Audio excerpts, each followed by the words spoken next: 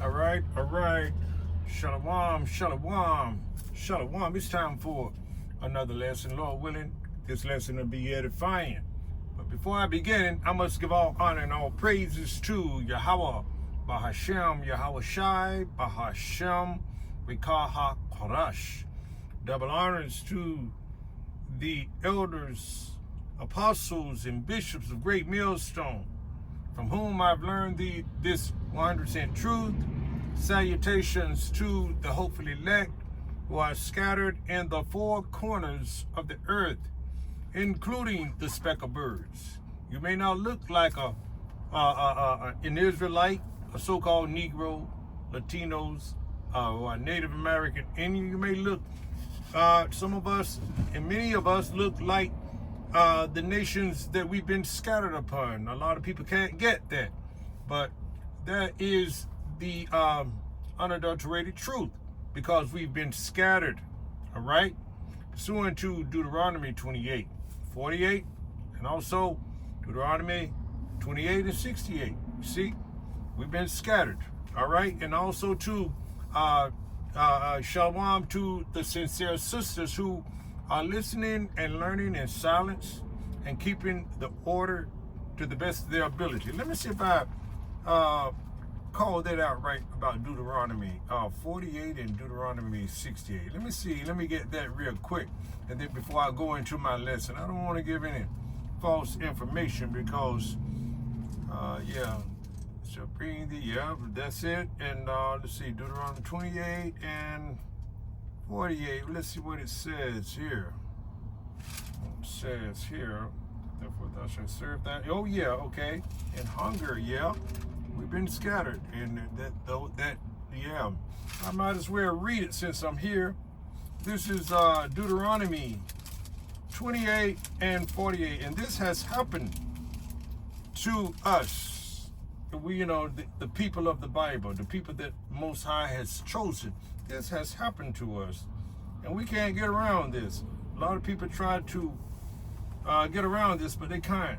You see, it says here, Deuteronomy 28 and 48, to the point, therefore thou shalt serve thine enemies, which the Lord Yahweh Ba'ashem Yahushua shall send against thee, in hunger and thirst. You see?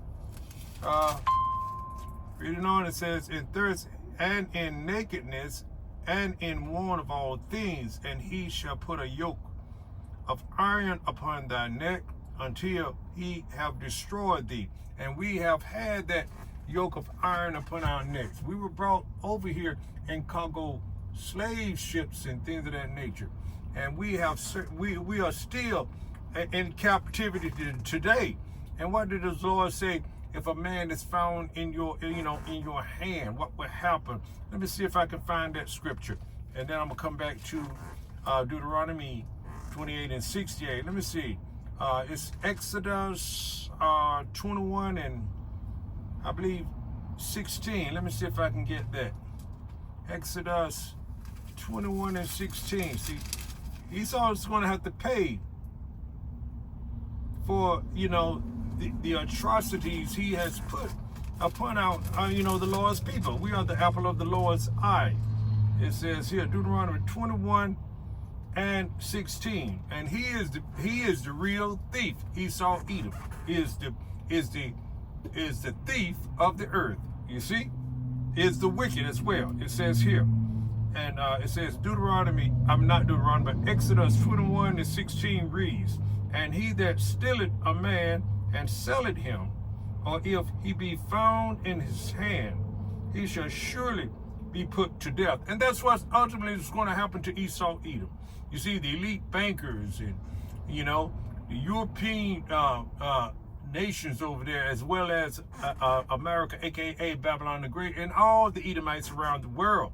You put your hands on the Lord's chosen people, and you're going to have to pay. And we are still, we're still in your possession today. You see, and you're trying to further that with the MOTB, with that C here. You see, that's why you have the The Lord, that's why the Lord has sent his servants, the prophets, to give his people warning, this news. A lot of people are still lodged in Christianity, don't have any understanding of the Bible. You see, thinking that the Lord loves everybody, thinking that you got to forgive and forget what Esau has done. You see, he done the most, so therefore he has to pay. You see, and his payment is going to be very harsh. You see, all right. It says here, and let's go back to Deuteronomy 28 and 68, and this is what has happened to the Lord's people, you so-called Negroes, Latinos, Native American Indians. It says here, and the Lord shall bring thee into Egypt again with ship. This is spiritual Egypt, as it says in Revelation 17 and I believe 18. Let me see if I can. Let me get that. Let me see if I can pull that. Find that. Revelation. This spiritual Egypt. You see, this spiritual Babylon. This spiritual Sodom and Gomorrah. You know. All right. It reads on. It says, let me see. Let me see if I can find that. Revelation 17 and. It's the great city, and the woman which thou sawest is that great city that reigneth over the kings of the earth. That's close, but that's not really what I want. I wanted to find spiritual Egypt. Let me see if it's in 18. Let me see if I can find it in Revelation 18. It says here, the kings of the earth. Okay, let me see. 18. Let me see. I'm not going to spend a lot of time on it, but maybe in the next lesson that I do, I might be able to find it by that time. Let me see. But anyway, let me go back to this. I don't want to spend a lot of time looking for it. Salakia for that. And it says here, Deuteronomy 28 and 68 reads, and the Lord shall bring thee into Egypt again with ships. See, who came over on cargo ships, packed in there, a full packed ship, and a less full packed ships. There are terms for that. I can't think of them right now. And it reads on. It says, and the Lord Yahweh B'Shem Yahushai shall bring thee into Egypt again. That's America, aka spiritual Egypt, Babylon the Great as well. You see, with ships again by the way whereof I spake unto thee, and there shall be sold unto you, unto your enemies. Let me read that again.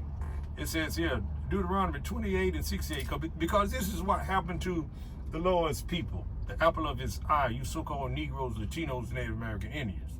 You see, and it says, and the Lord shall bring thee into Egypt again with ships by the way whereof I spake unto thee, thou shalt see it no more again. You see, that's our land. We were, taken from our land.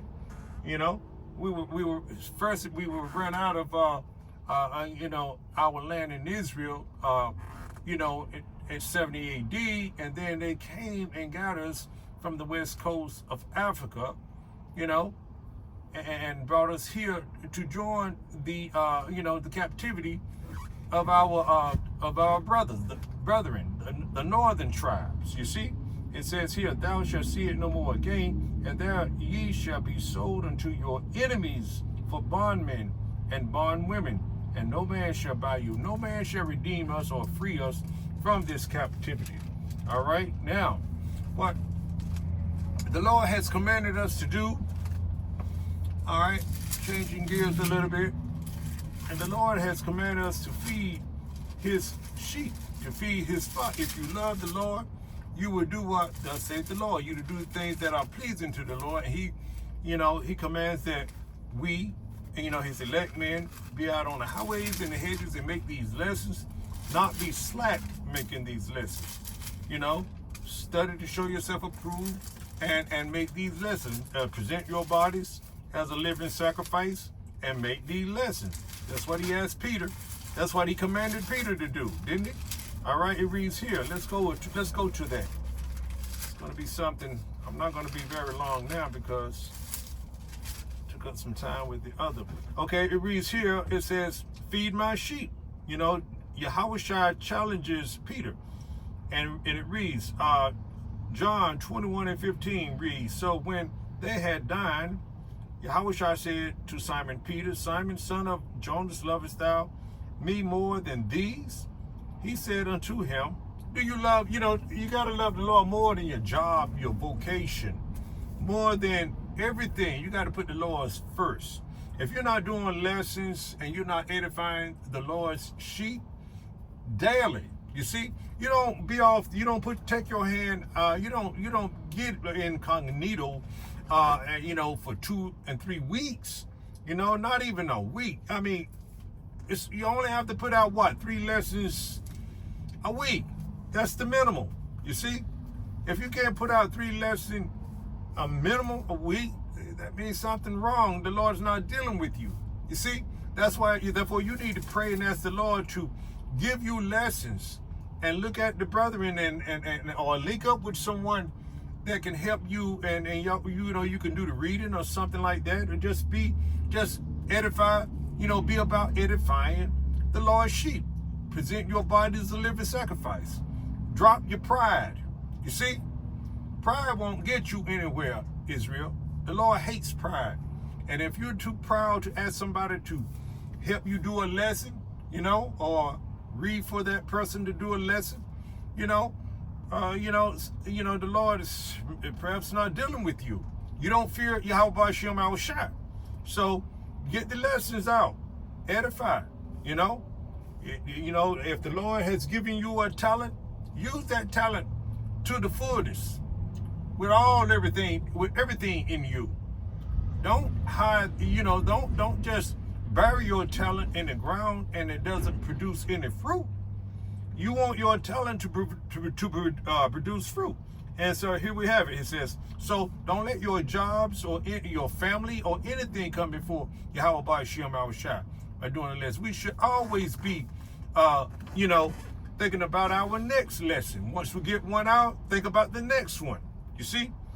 All right, it reads here. So when they had dined, this is St. John, the 21st chapter, the 15th verse reads, so when they had dined, Yahushua said to Simon Peter, Simon, son of Jonas, lovest thou me more than these? You see? He said unto him, yes, Lord, yea, Lord, thou knowest that I love thee. He said unto him, feed my lambs. You see? Feed his lamb. That means to teach them, to edify, to build them up. You see?